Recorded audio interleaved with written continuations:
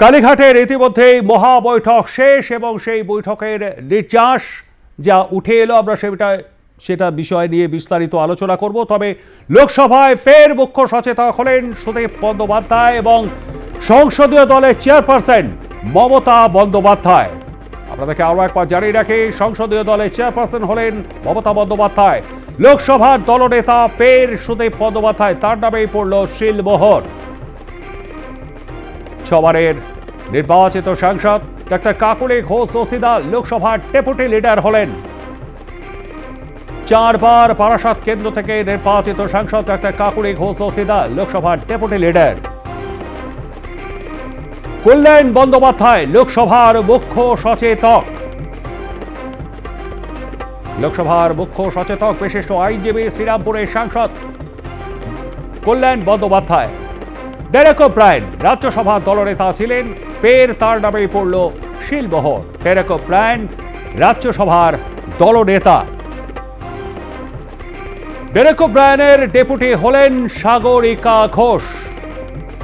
এবছরই রাজ্যসভায় গিয়েছেন একেবারে তরুণ সাগরিকা ঘোষ, তিনি হলেন রাজ্যসভার ডেপুটি লিডার। নাদিবুল হক রাজ্যসভার মুখ্য সচেতক।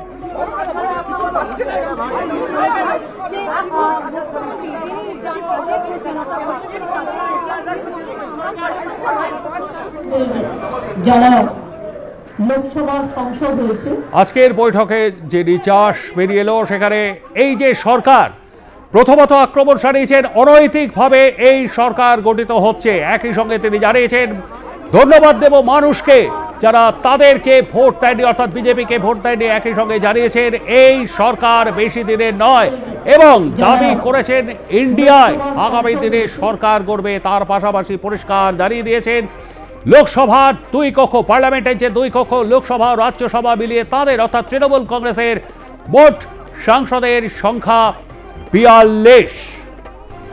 সংসদের 2 কক্ষ লোকসভা এবং রাজ্যসভা, 29 জন নির্বাচিত হয়েছেন লোকসভা থেকে এবং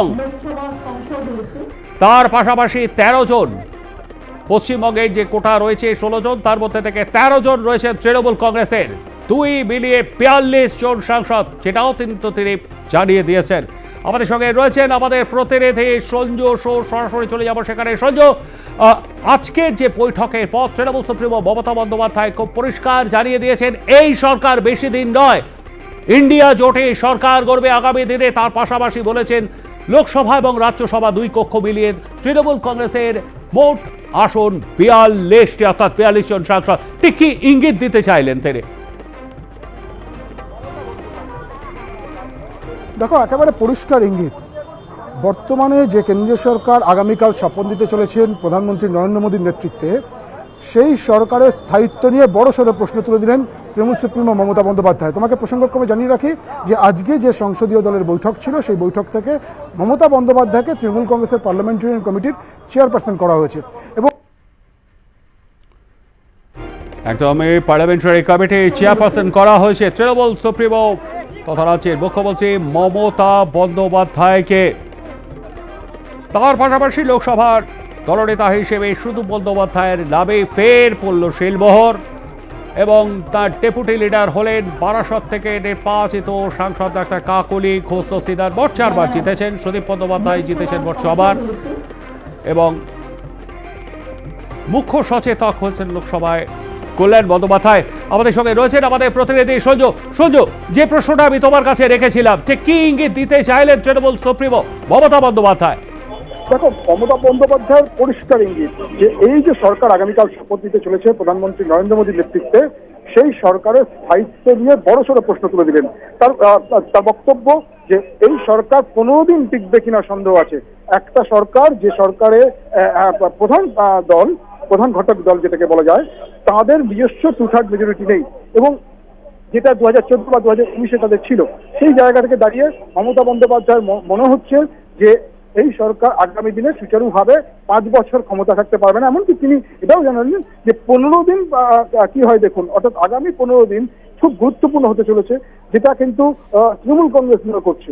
সঙ্গে সঙ্গে এই সরকারের উপরে সরকারের সঙ্গে অন্যতম সহযোগী যে দলগুলো থাকছে সেই দলগুলোর বিষয়ে মমতা বন্দ্যোপাধ্যায়ের বক্তব্য যে তাদের সঙ্গে, অর্থাৎ এক্ষেত্রে আমি বলে দিই পরিষ্কার করে যে টিডিপি বা জেডিইউ অর্থাৎ চন্দ্রবাবু নাইডু বা নীতিশ কুমারের যে দল, তাদের সঙ্গে মমতা বন্দ্যোপাধ্যায়ের যে সখ্যতা রয়েছে সেই সখ্যতার কাজে লাগিয়ে আগামী দিনে কেন্দ্রের এই সরকার পড়ে যাবার মতো পরিস্থিতি তৈরি করার বিষয়টা কিন্তু তৃণমূল কংগ্রেস করবে। অর্থাৎ শুধুমাত্র যে বিরোধী দলের আসলে বসবো বলেই সঞ্জয়, তুমি আমাদের সঙ্গে থাকো। এই মুহূর্তে আমাদের সঙ্গে রয়েছেন বিজেপি নেতা রাহুল সিনহা। রাহুল বাবু নমস্কার, আর প্লাস নিউজে আপনাকে স্বাগত জানাই। আজকে যে বৈঠক ছিল তৃণমূল কংগ্রেসের, এবং সেই বৈঠকের পর পরিষ্কার জানিয়ে দিয়েছেন যে এই সরকার কিন্তু বেশি দিন টিকবে না। এখনো যেখানে এই সরকার শপথই নেননি, ঠিক তার আগে এই মন্তব্য কি বলবেন?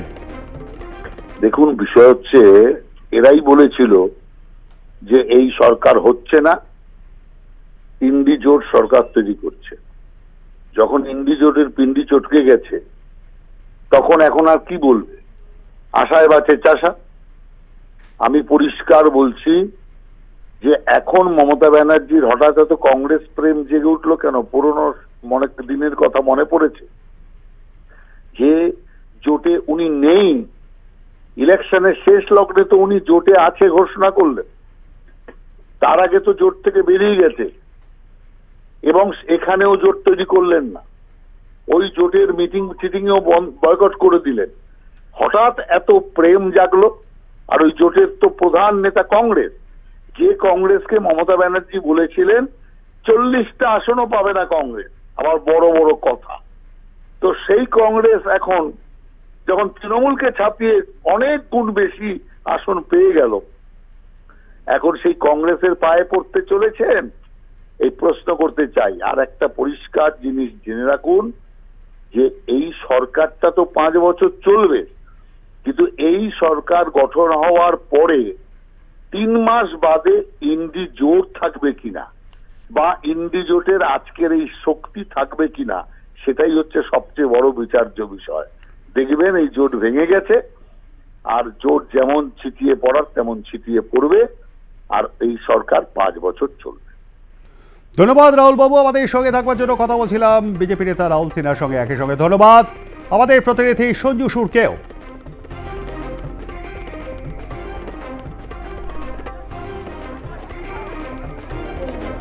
যারা